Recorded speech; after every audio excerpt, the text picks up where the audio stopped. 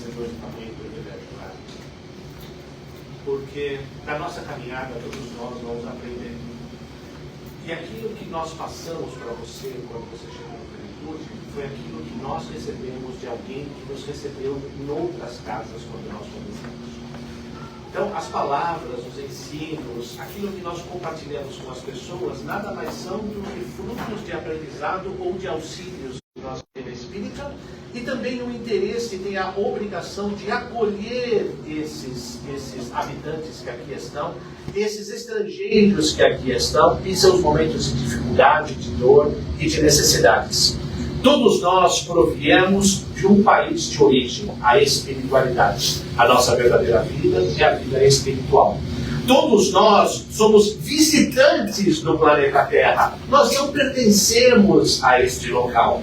Todos nós aqui somos imigrantes da espiritualidade, onde está a nossa verdadeira vida. E nós, como imigrantes temporariamente na Terra, esta embaixada, esta casa espírita, tem o papel e a obrigação de acolher os seus necessitados em momentos de dor, em momentos de angústia, como também guiá-los para que pudessem cumprir as suas tarefas e os seus desígnios no país em que nos estão acolhendo. Quando nós aqui chegamos nos Estados Unidos, muitos de nós fomos orientados de como proceder, como respeitar as leis desse país, quais são os traços da cultura que aqui nos acolhe. Da mesma forma, a Casa Espírita tem a obrigação de orientar a esses visitantes que aqui estão da espiritualidade ao correto proceder, ao correto se portar, ao correto se comportar, para que nós possamos todos juntos regressarmos ao nosso país de origem com as riquezas que viemos aqui buscar. E por falar em riquezas, hoje nós vamos falar a respeito do verdadeiro tesouro. Aquele que a traça não corrói, que a ferrugem não come, que os ladrões não roubam. Esse tesouro que nós viemos todos aqui amealhar, viemos buscar, são os tesouros que vão nos garantir a nossa permanência e a nossa sobrevivência no nosso plano espiritual, que é a nossa verdadeira casa, que é a nossa verdadeira vida. Na verdade, essas passagens, ou essa passagem que nós vamos ver hoje, ela faz parte de uma sequência que está contida no Evangelho de Mateus. Faz parte do Sermão da Montanha. Quando a gente analisa e estuda o Evangelho de Mateus, os capítulos 5, 6 e 7 é onde estão contidos todos os ensinamentos do Sermão da Montanha, começando com as bem-aventuranças, passando pelas orientações de comportamento e terminando com o sermão profético.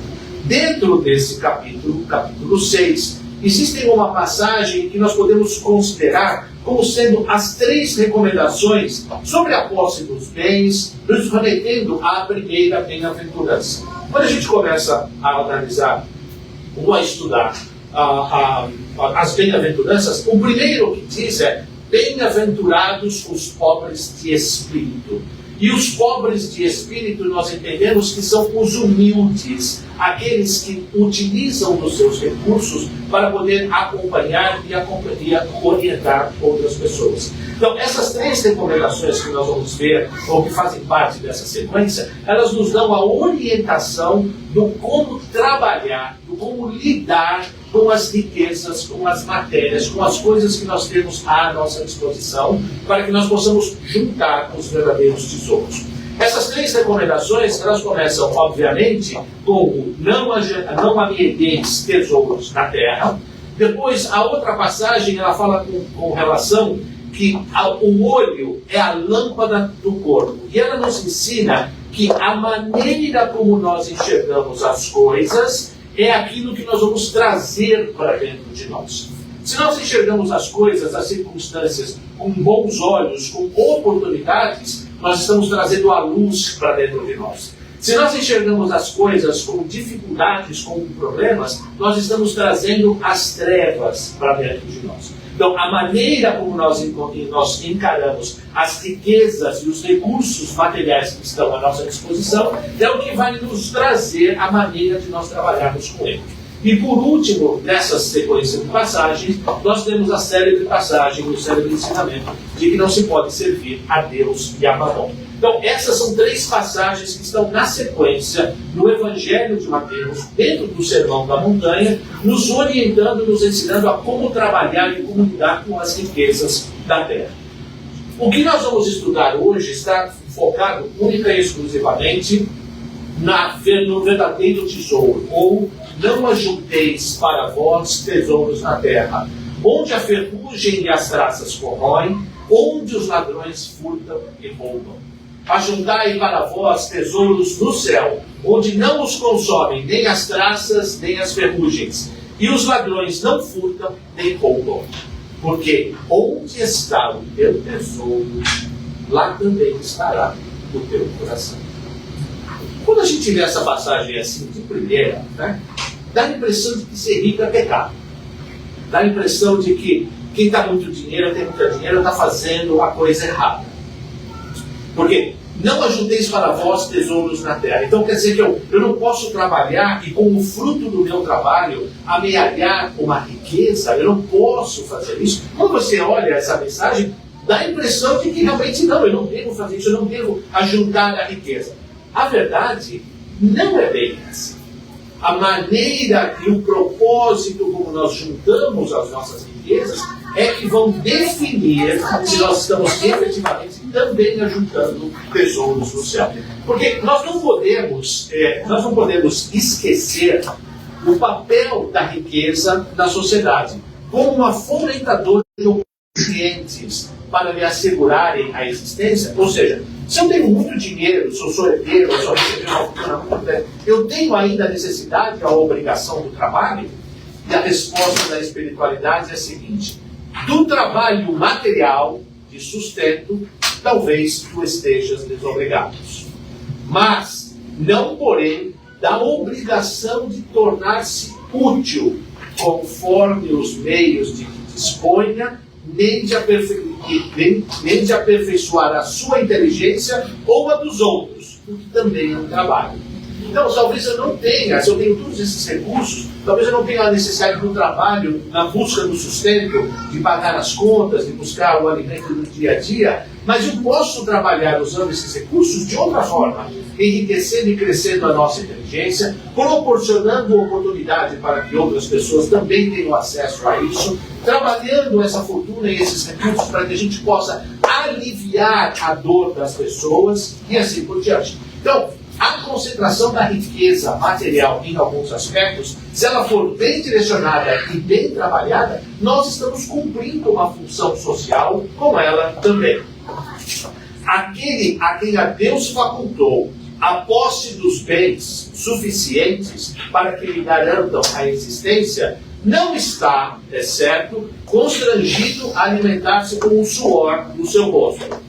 Mas tanto maior lhe é a obrigação de ser útil aos seus semelhantes, quanto mais ocasiões de praticar o bem tiver.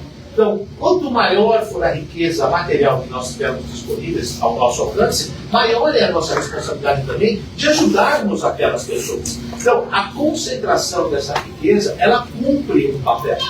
Porque se toda a riqueza do mundo, isso é comprovado matematicamente, cientificamente e economicamente, se toda a riqueza do mundo fosse distribuída entre todos os habitantes, nós teríamos 8 bilhões de pobres paupérrimos.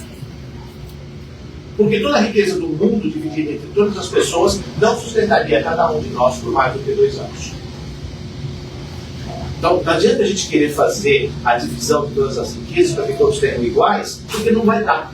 Esse é o primeiro motivo. O segundo motivo: nem todos nós somos merecedores de termos acesso a essas riquezas. O terceiro ponto: nem todos nós estamos preparados para lidar com isso. Então, muitas vezes a gente pensa, não, eu vou jogar na loto, porque se eu ganhar, eu vou comprar a sede nova do Deus, Cristo e Caridade. Será que vai mesmo? Ou a primeira coisa é pensar, vou comprar minha casa, meu barco e vou voltar para o Brasil passar férias de 60 dias. Às vezes nós achamos que nós estamos preparados a lidar com essa fortuna e com esses recursos, quando no fundo, nós não estamos. Então é por isso que esses recursos não estão disponíveis à mão de todos. nós vamos recebendo as oportunidades de trabalhar com Ele, à maneira ou à medida em que nós vamos nos provando confiáveis a isso. Não tenhamos dúvidas quanto a isso. Ou nós já tivemos esses recursos, ou nós os teremos no futuro, quando o tempo for apropriado a isso. Para que nós possamos todos, de acordo com a justiça da lei de Deus, termos acesso aos mesmos recursos e às mesmas oportunidades. O complicado é que a gente fica pensando que a nossa vida é só essa vida material que a gente tem aqui, esses 70, 80 anos que a gente passa na Terra. A gente esquece muitas vezes da amplitude da nossa realidade espiritual. Em que a nossa verdadeira vida é a vida da espiritualidade, onde nós somos espíritos imortais. E a gente fica esperando ter todas as respostas, todas as soluções para esta vida, sendo que nós ainda não estamos preparados para passar por aquelas alternativas ou por aquelas experiências. Quando nós estivermos, nós os teremos. Porque Deus é justo. Deus é soberanamente justo e bom. E Ele tem, dentro desse conceito, a obrigação de oferecer a todos nós, a cada um de nós, as mesmas experiências e as mesmas oportunidades. Porque se Ele estivesse oferecendo para Eliane as oportunidades que Ele não oferece para mim, Ele não estaria sendo justo. A Eliane seria uma filha privilegiada. Ou como muitos de nós imaginamos, nossa, porque o Cristo é o Filho escolhido de Deus, enviado, que veio à Terra para resolver e salvar os pecados do mundo. Não, Cristo se preparou para isso. Cristo é um Espírito que foi criado e passou pelo mesmo processo de evolução que nós estamos passando. Porque se assim não o fosse, se Cristo já tivesse sido criado perfeito, como Ele se demonstrou em sua passagem na Terra, Deus não estaria sendo justo. Porque estaria oferecendo a Ele recursos que não estaria oferecendo a nós. Então é importante a gente ter isso bem claro, que as riquezas, os recursos da matéria que estão à nossa disposição, elas cumprem um papel social. É pecado ser rico? Não. É pecado querer ser melhor e você ter acesso aos recursos? Não. O que é complicado, nós vamos ver um pouquinho mais adiante, é qual é a razão pela qual eu estou buscando esses recursos? É para satisfazer o meu próprio ego nesta existência, ou é para que eu possa, através das ferramentas que eu tenho, exercer os atos de caridade que me levarão aos tesouros do infinito? E é isso que a gente vai ver daqui por diante. O que é tesouro? Como nós poderíamos defender tesouro? Nós podemos definir tesouro de algumas formas. A primeira é: esse termo usualmente se refere às coisas de valor, tais como ouro e prata, bens e propriedades.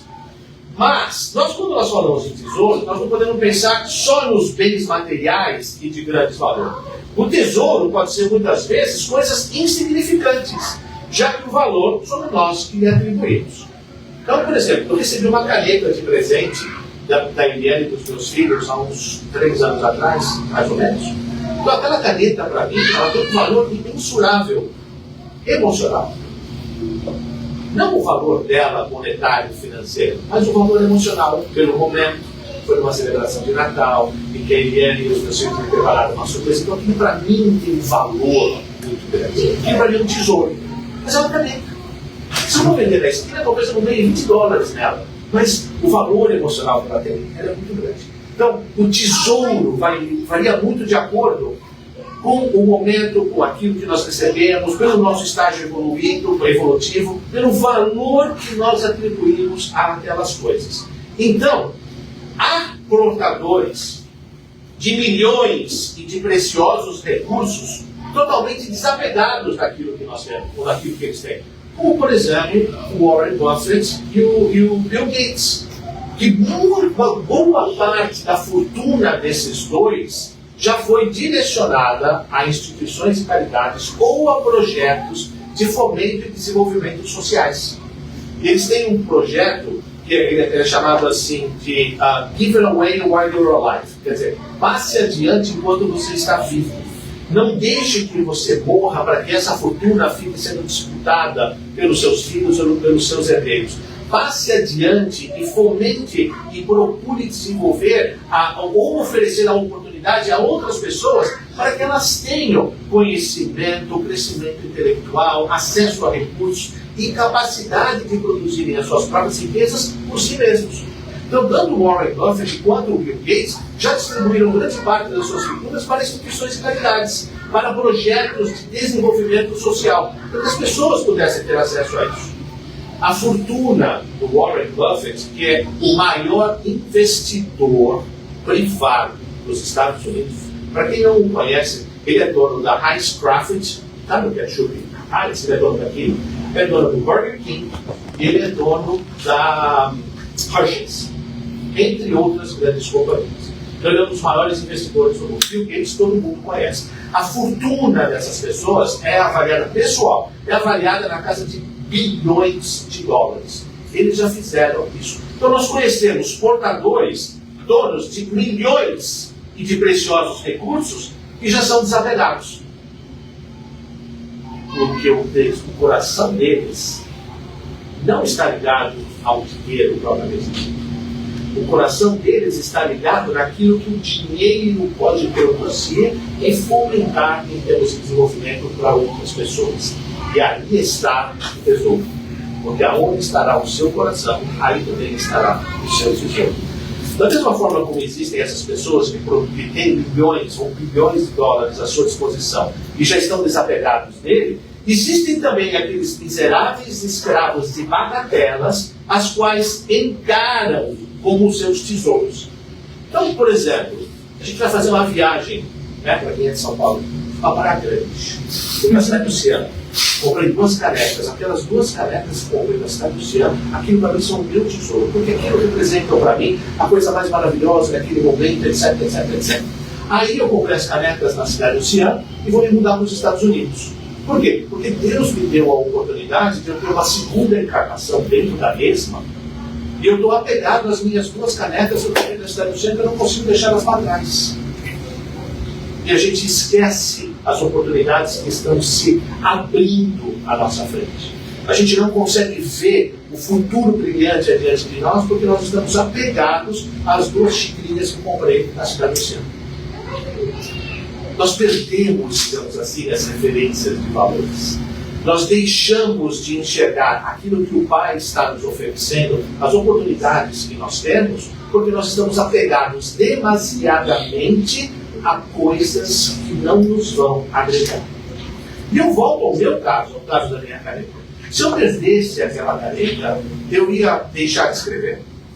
Eu ia deixar de fazer as minhas atividades. Eu ia deixar de fazer o meu trabalho porque eu perdi a caneta. Não, eu ia ficar chateado, eu ia ficar triste, desiludido no primeiro momento. Provavelmente porque a culpa é minha, porque eu não soube onde colocar. Mas eu seguiria a minha vida adiante. E muitas vezes nós estamos tão apegados a essas pequenas coisas que nós não conseguimos mover adiante porque nós estamos pegados nessas pequenas ninharias, pequenharias. Uma das pessoas com a qual eu tive o privilégio de trabalhar já aqui nos Estados Unidos, dentro do movimento espírita, foi a dona Jane Santos. A dona Jane, ela é fundadora do Centro Espírita Caridade Cristã. Quando nós começamos, eu estava em Pompano Beach, hoje está em Coconut Creek. E a dona Jane sempre falou uma frase que para mim foi muito marcante, principalmente porque eu escutei isso logo depois que eu cheguei aqui. E a Jane dizia o seguinte, que ser imigrante em um outro país significa a oportunidade de você ter uma segunda encarnação dentro da mesma, com o agravante que você se lembra quem você era na anterior. Por quê? Quando nós chegamos aqui, toda a nossa vida que nós tínhamos para trás no Brasil, ficou para trás. É outra vida, é outra existência, é outra encarnação. São outros valores, outras profissões, outras pessoas com quem nós estamos nos relacionando, outras situações, outra língua, outra cultura, outro tudo. É como se você tivesse uma outra encarnação. Mas o agravante é que nessa segunda encarnação a gente lembra o que a gente era no Brasil. O que a gente tinha, o que a gente foi, os valores que nós tínhamos, o nosso orgulho, a nossa posição social e assim por diante. E nós temos muitas vezes muitas dificuldades em nos adaptarmos à realidade daqui, porque nós estamos muito apegados àquilo que nós deixamos para trás. Mas, Isso talvez tenha sido a maior oportunidade e exercício de desapego que nós tenhamos recebidos em todas as nossas encarnações. Deixar para trás os nossos valores, aquilo que nós tínhamos e possuímos, para que nós pudéssemos nos dedicar a um novo trabalho, a uma nova circunstâncias, sabendo abrir mão daquilo que nós deixamos. E por que esse exercício é tão importante? Porque nos ensina o desapego. Nos ensina que esses valores da matéria que nós estamos usufruindo não são nossos. Quando nós saímos da terra, nem o nosso corpo nós não levamos. Nada, zero.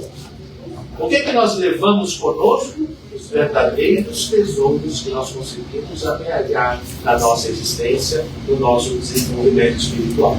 Esse é o verdadeiro tesouro que a gente consegue levar. E a gente tem dificuldade de abrir mão disso porque nós estamos apegados aos valores da terra. Quais são os verdadeiros valores que nós vamos buscar a Deus? Aí é que começam a vir as respostas. E não precisa ser gênio, porque as respostas estão dentro da doutrina. As respostas estão dentro do livro dos Espíritos e do Evangelho segundo o Espiritismo. Voltando ainda ao livro dos Espíritos, na terceira parte, dentro das leis morais, capítulo 5, lei de conservação. Prazeres dos bens da terra. Que se deve pensar do homem que procura nos excessos de todo gênero o requinte dos gozos? Pobre criatura, eis a resposta da espiritualidade. Mais digna é de lástima que de inveja, pois bem perto está da morte. Então, aqueles que nós buscamos excessivamente nos gozos e no desfrute da vida em todos os seus excessos, nós estamos mais perto da morte do que da vida. Por quê? É importante nós termos um desfrute nos momentos de lazer, sem dúvida. É importante nós transformarmos a nossa vida inteira na busca disso? Não. Porque não são nesses momentos que nós vamos tirar o aprendizado que nós precisamos. Esta é a resposta da espiritualidade. Kardec faz o seguinte comentário com relação a essa frase. O homem que procura nos excessos de todo gênero o requinte do gozo, coloca-se abaixo do animal, pois que o animal, sabe deter-se quando satisfeita a sua necessidade. Quanto maiores forem os seus excessos, tanto maior a preponderância confere ele à sua natureza animal do que sobre a sua natureza espiritual. O que nós estamos fazendo nessa terra? Nós estamos tendo a oportunidade de desenvolvermos os nossos conhecimentos e a nossa capacidade espiritual para que nós possamos nos ligar aos verdadeiros valores que Deus nos propõe e que Cristo nos exemplificou. Quanto mais ligados nós estivermos aos bens da terra e no desfrute, na procura desse gozo, mais distante nós estaremos das lições da espiritualidade que nós precisamos ter. Eu estou dizendo que a gente tem que estar na igreja toda noite, no centro todo o tempo, fazendo todas as coisas o tempo todo. Não, longe disso. O segredo da felicidade está no equilíbrio na dosagem que nós fazemos das coisas. Da mesma forma que ninguém é feliz trabalhando no centro da igreja todo o tempo, ninguém é feliz buscando dinheiro o tempo todo. Porque em algum aspecto da nossa vida há um desequilíbrio se isso está acontecendo. Nós tiramos as lições do convívio profissional, na aceitação das pessoas que estão ao nosso lado. Da mesma forma que nós extraímos o aprendizado e o conhecimento nos estudos das obras que nos trazem dentro da casa espírita. Na prática da caridade desinteressada que nós somos convidados a ter dentro dessa célula, dentro dessa embaixada. Em todos os momentos nós temos a oportunidade de desenvolver isso. Quanto mais ligados estivermos às coisas da matéria, menos estaremos ligados às coisas do Espírito. Ainda dentro do capítulo da lei de conservação, existe um tópico que fala a respeito do necessário e do supérfluo. É condenável ao homem procurar o seu bem-estar? O bem-estar é um desejo natural. Os abusos são condenáveis, porque contrariam a lei de conservação. O bem-estar é condenável se foi adquirido à custa dos outros e se comprometeu o equilíbrio moral e físico do homem. Aquilo que eu falava um pouquinho antes. Nem tanto ao céu, nem tanto à terra. Há que ter um equilíbrio à custa desses valores. Porque à medida em que nós vamos aprendendo a trabalhar a relação com os bens materiais que nós temos, e a nossa obrigação, até entre aspas, de nós trabalharmos o lado caritativo que nós temos que desenvolver, isso necessário um equilíbrio. E muito importante quando a gente fala de caridade. Quando a gente fala de caridade, não, vou abrir mão, vou pegar um dinheiro porque eu vou fazer uma caridade. Então eu vou lá, pego uma nota de $50, venho aqui e dou para alguém, ou eu faço um prato de comida e dou para alguém. Essa caridade é importante, é sem dúvida, porque ela alivia muitas vezes necessidades materiais das pessoas, necessidades básicas. Mas essa é a verdadeira e a mais importante caridade, tal qual definia Jesus? Pergunta 882. Não. Jesus a definia como indulgência, benevolência e perdão das ofensas. Se em tudo aquilo que nós formos fazer, falar, agir, pensar e decidir, nós usarmos a indulgência, a benevolência e o perdão, esta é a verdadeira caridade e é através desses instrumentos que nós estamos recolhendo e amealhando as verdadeiras riquezas para o nosso coração. Porque a indulgência significa nós desconsiderarmos erros alheios. A benevolência é nós termos não complacentes, mas que a gente possa entender as necessidades das pessoas e o porquê que elas fazem determinadas coisas. Porque muitas vezes as pessoas fazem coisas que a gente acha que é contra nós, não são. Porque as pessoas têm alguma necessidade ou estão passando um momento negativo. E o perdão é nós não levarmos essas ofensas para o lado pessoal.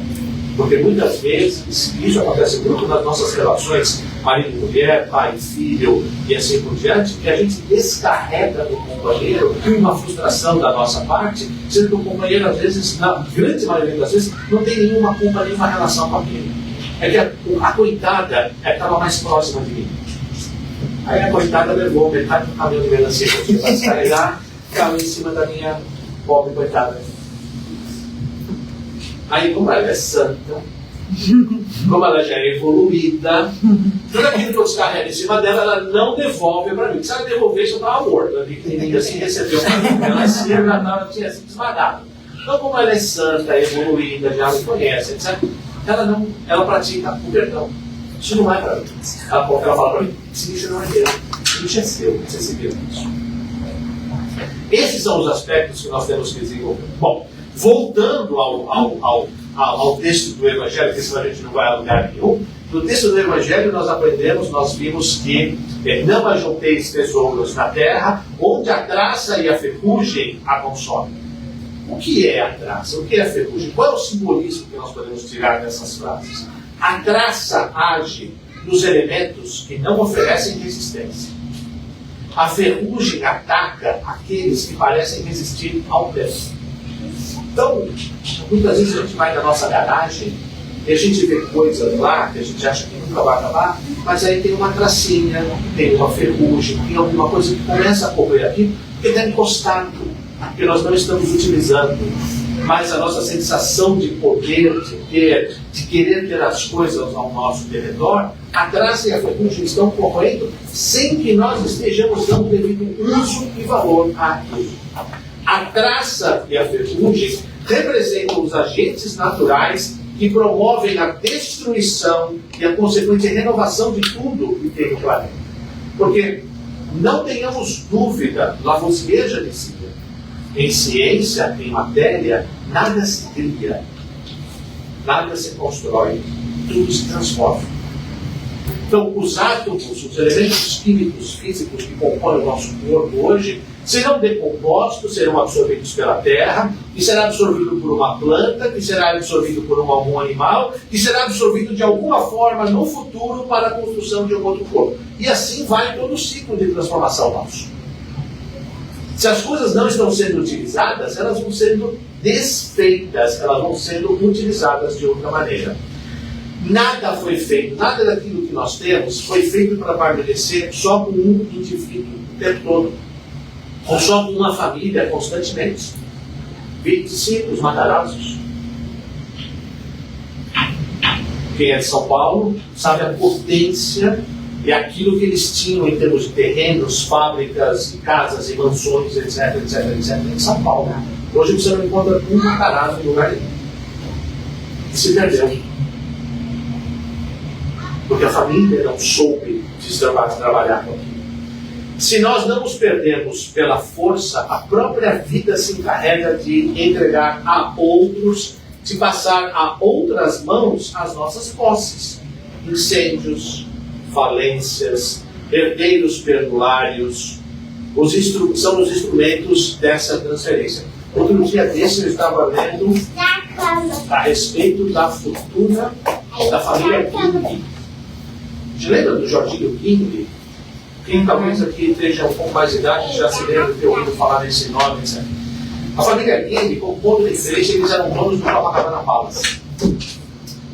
E a origem da fortuna deles veio porque eles receberam a concessão do Porto de Santos no final dos anos de 1800, final do século XIX.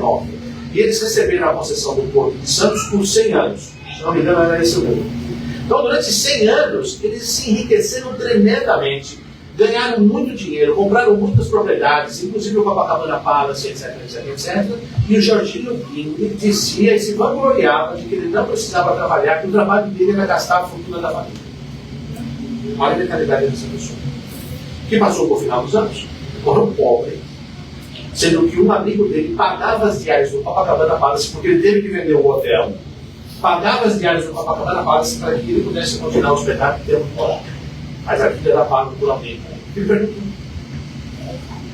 Porque achava que aquela fortuna era dele o tempo todo e que poderia desfrutar daquele tempo o tempo todo. Nada do que tem na nossa vida é para nós o tempo todo.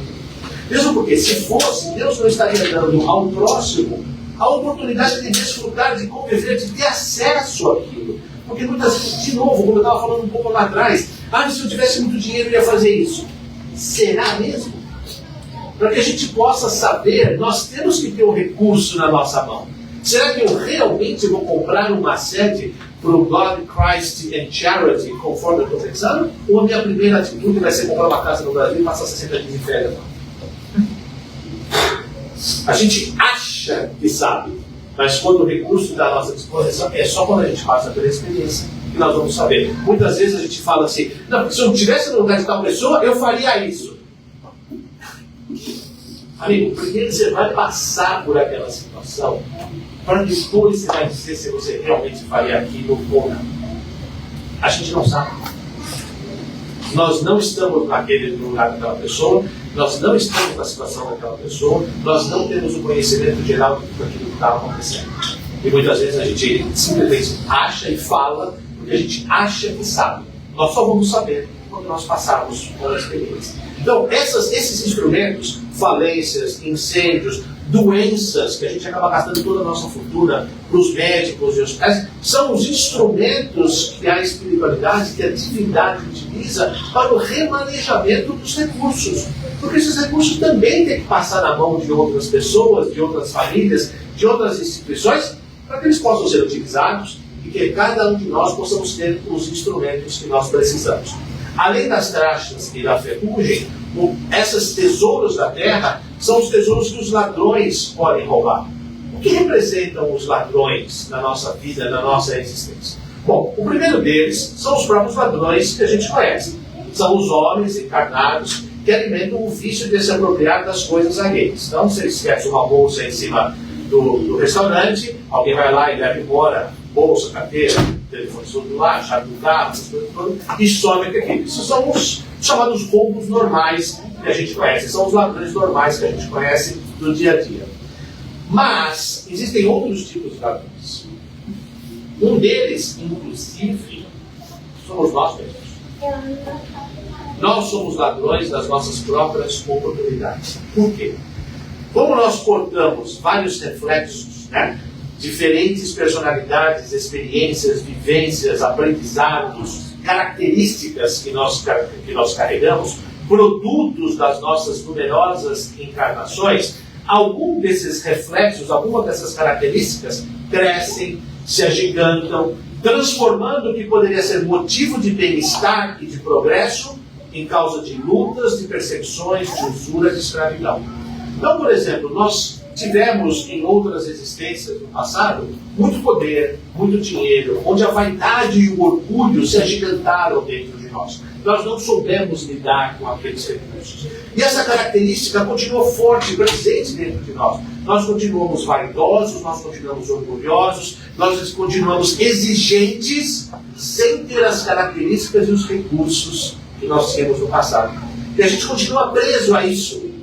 Sendo que nessa vida nós vimos como uma vida de humildade, para que a gente pudesse dar valor às outras coisas, e a gente continua preso aos valores que nós não tínhamos. Então nós estamos roubando de nós mesmos oportunidades de crescimento, de nos entregarmos àquela experiência, porque a nossa vaidade e o nosso orgulho continuam falando mais alto. Continuam dizendo que eu fui Luís XV, Luís XVI, Maria Antonieta, vivi em castelos na França, e esse tipo de coisa. E a gente não consegue imaginar que hoje aqui a gente mora de aluguel, num apartamento de 2 quartos, trabalhando duro e pesado para que a gente possa se manter.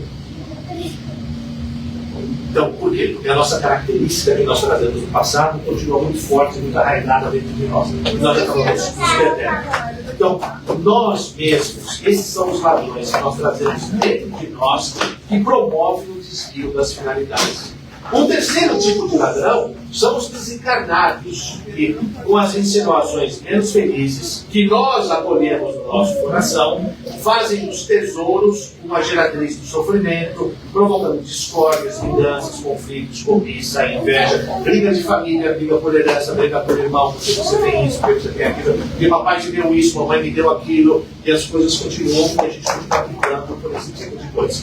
Então, mas por quê? Porque isso existe uma influência espiritual em cima de nós, que alguém vem aqui e fala assim, o seu pai deu aquilo para o seu irmão, ou a sua mãe fez aquilo para o seu irmão, e você não recebeu nada, você está de fora. E aí a gente continua a dar ouvido a essas coisas, e mais uma vez nós estamos sendo roubados da oportunidade do desenvolvimento espiritual. Então, esses são os ladrões, essas são as traças, essas são as ferrugens, essa é a maneira de nós trabalharmos com o tesouro da terra. Agora, e os tesouros espirituais? O que são eles? Onde eles estão? Como nós podemos tirar proveito disso? Emmanuel diz que o problema da elevação espiritual não está situado em nossos lábios, nas nossas palavras, naquilo que nós dissemos, mas acima de tudo em nosso coração e em nossos braços, ou seja, naquilo que nós sentimos e naquilo que nós fazemos, que devemos mobilizar a serviço dos outros e em favor de nós mesmos. Então, o problema, a oportunidade da elevação espiritual não está naquilo que nós sabemos e naquilo que nós falamos para as pessoas, mas está naquilo que nós sentimos e naquilo que nós fazemos. Se a gente está esperando que só o conhecimento vai nos trazer elevação espiritual, não vai.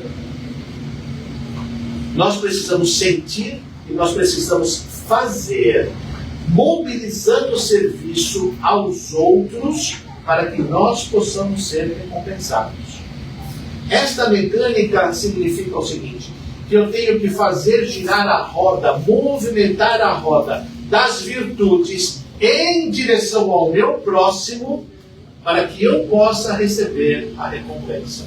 Não é nada que eu faça para mim ou em minha direção, mas é aquilo que eu faço sentindo em direção ao outro. As atitudes de benevolência, as atitudes de indulgência, o perdão que eu ofereço às faltas cometidas em relação a mim, essas são as atitudes que eu faço em direção ao próximo, que vão me trazer as recompensas do tesouro eterno. Emmanuel ainda diz que há os tesouros materiais e os tesouros espirituais. Os primeiros, os tesouros materiais, cujo valor é somente o que nós nos atribuímos. Os segundos, o tesouro espiritual, valem porque a sua importância é intrínseca, real, verdadeira.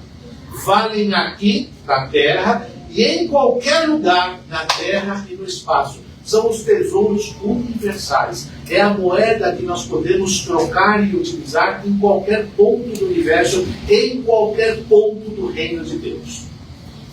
O tesouro constituído por bens espirituais é, portanto, inalienável, intransferível. Acompanha a criatura onde quer que ela se encontre.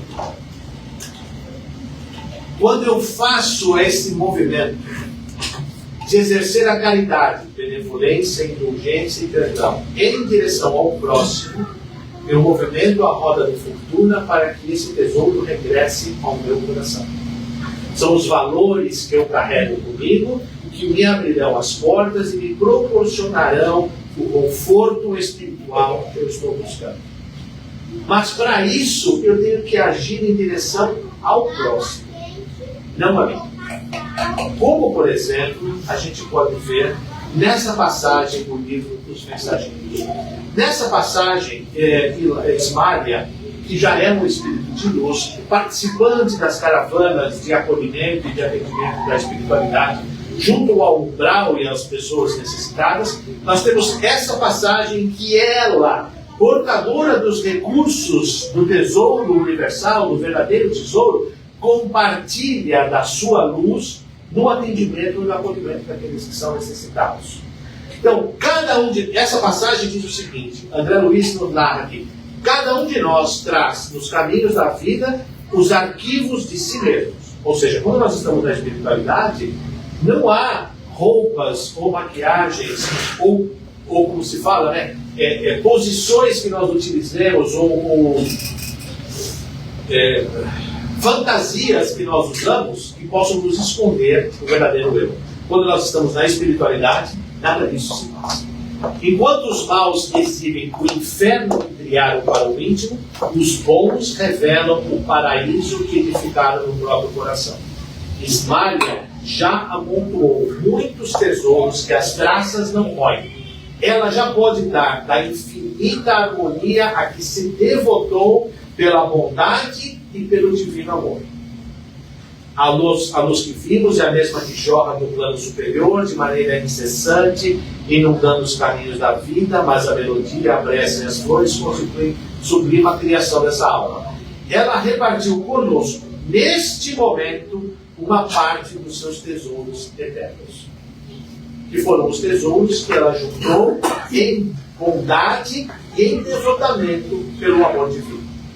Ou seja, aquilo que ela proporcionou em termos de benevolência, indulgência, caridade às outras pessoas da sua vida na Terra. Agora, o que nós podemos fazer na nossa vida para juntar os tesouros no céu? E aqui, para que eu possa encerrar, eu tenho 2 mensagens de Emmanuel bem curtas para que nós possamos entender como se ajuntar os tesouros lá no céu. Não ajunteis tesouros na terra, onde a traça e a ferrugem tudo consomem, onde os ladrões minam e roubam. Na sentença, fora da caridade não há salvação, estão encerrados os destinos do homem na terra e no céu. Deus, que nos auxilia sempre, nos permite possuir para que aprendamos também a auxiliar. A posse dos recursos na terra é um instrumento e uma ferramenta para que nós possamos aprender a auxiliar também. Porque a posse desses recursos nos dá a capacidade financeira e monetária para que a gente possa comprar uma coisa aqui, outra ali, para ajudar alguém. E outra coisa, nos dá um tempo que nós precisamos para que a gente possa ir em direção ao próximo. Habitualmente, atraímos a riqueza e supomos detê-la para sempre, adornando-os com as facilidades que o ouro proporciona. Um dia, porém, nas fronteiras da morte, somos despojados de todas as posses exteriores. E se algo nos fica, será simplesmente a plantação das migalhas de amor que houvermos distribuído, creditadas em nosso nome pela alegria daqueles que nos fizeram a bondade de recebê-los. O que nós vamos levar de recursos e tesouros são aquilo que nós tivermos distribuído ao próximo em termos de atendimento, acolhimento, palavras, ombro, ajuda, amparo, benevolência, indulgência e perdão. Esse é o tesouro que eu vou acolher e é desta forma que eu posso ajudar essa riqueza. E essa mensagem foi publicada em 1964 na revista Reformador. E por último, para que nós possamos encerrar o estudo de hoje, Emmanuel tem esse texto, Riqueza para o Céu, que está no livro Fonte Viva, no capítulo 177. Se observarmos homens e mulheres despojados de qualquer escrúpulo moral, detendo valores transitórios do mundo, tenhamos pena deles. A palavra do Cristo é clara e insofismável. Ajunteis tesouros no céu. Isto quer dizer, acumulemos valores íntimos para comprar a glória eterna. Efêmera, passageira, será sempre a galeria da evidência carnal. O que nós temos hoje, ao final desta existência, nós temos que deixar aqui e passar adiante. Beleza física, poder temporário, propriedade passageira e fortuna amoedada podem ser simples atributos da máscara humana, que o tempo transforma, infatigável. Ameguemos a bondade e a cultura, o conhecimento, a compreensão e a simpatia. Sem o tesouro da educação pessoal, isso que nós estamos fazendo aqui agora, buscando o nosso entendimento e o crescimento espiritual para nós, sem o tesouro da educação pessoal, é inútil a nossa penetração nos céus, porquanto estaríamos órfãos de sintonia para corresponder aos apelos da vida superior. Quando nós fazemos as coisas, porque nós entendemos o motivo delas, essas coisas passam a ter um sentido na nossa vida. Por que eu estou praticando a caridade dessa forma? Por que eu estou buscando uma mudança de comportamento? Por que eu estou tentando controlar a raiva e o ódio dentro de mim? Por que eu estou tentando controlar o meu temperamento para que eu seja mais calmo, mais tranquilo, mais sereno? Porque tudo isso vai me levar a um equilíbrio e vai me proporcionar a prática da caridade tal qual eu entendia Jesus, para que eu possa galgar os passos da evolução espiritual. Quando nós entendemos isso, eu entendo o porquê que essa santa se cala quando eu derrubo um cabelo assim em cima dela. Ela entende. E se ela revidar, nós vamos estar provocando um atrito. E ela tem a capacidade de entender, de me compreender e de me perdoar. Por quê? Porque ela sabe que o futuro, que a verdadeira vida é a vida espiritual. Que aquilo que ela passar em termos, aquilo que ela oferecer para mim em termos de benevolência e de inteligência, são os tesouros que ela está juntando para que ela possa galgar os passos do crescimento espiritual que ela precisa. Então, quando nós temos esse conhecimento e nós entendemos o porquê, fica mais fácil a gente escutar um monte de coisa e ficar quieto e dizer: Senhor, perdoai, não sabe o que fala, não sabe o que faz. Ou então essa pessoa foi mal criada com você e a gente diz: olha, que o filho dela que está no hospital possa se recuperar, porque muitas vezes as pessoas vêm com esses sentimentos, a gente não sabe o que passa por detrás deles. A gente não sabe porque aquela pessoa está irritada, está atrasada, a gente não sabe os problemas que eles passaram. E aí então a indulgência e a benevolência ajudam a compreender e a sermos benevolentes com os problemas alheios. Essa última frase de Emmanuel, para mim, é a que faz e encerra todo o nosso estudo de hoje.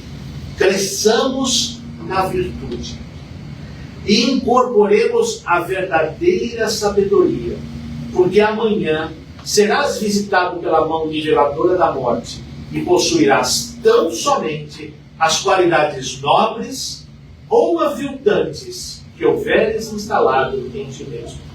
Cresçamos na virtude e incorporemos a verdadeira sabedoria. E para tanto, para que a gente possa crescer na virtude e incorporarmos a verdadeira sabedoria, esta embaixada que aqui se forma no dia de hoje tem um papel fundamental no esclarecimento de todas as almas que aqui vieram e que aqui virão, para que possam entender e compreender o verdadeiro significado de suas existências e possam aproveitar esta vida, nesse momento, como um passo, como um marco, como algo marcante em suas evoluções espirituais, para que as pessoas que aqui vejam, que aqui venham, possam compreender que a nossa verdadeira vida e a vida espiritual que a verdadeira vida, que a vida que temos na Terra é um exercício, uma passagem temporária, para que nós possamos, um dia, quando regressarmos à espiritualidade, termos os tesouros do coração que nos amealharão a entrada no reino de Deus. E para que nós possamos continuar fortes e sublimes nesse nosso propósito, nós invocamos a presença do Cristo de toda a sua falange de luz, para que venham até nós, neste instante, a nos fortalecer e nos manter vivos em nossa determinação de trabalharmos contra as nossas próprias imperfeições, para que sejamos amanhã pessoas muito melhores do que fomos ontem. Que Ele venha até nós, nos abençoe hoje e sempre. Muito obrigado. Muita paz.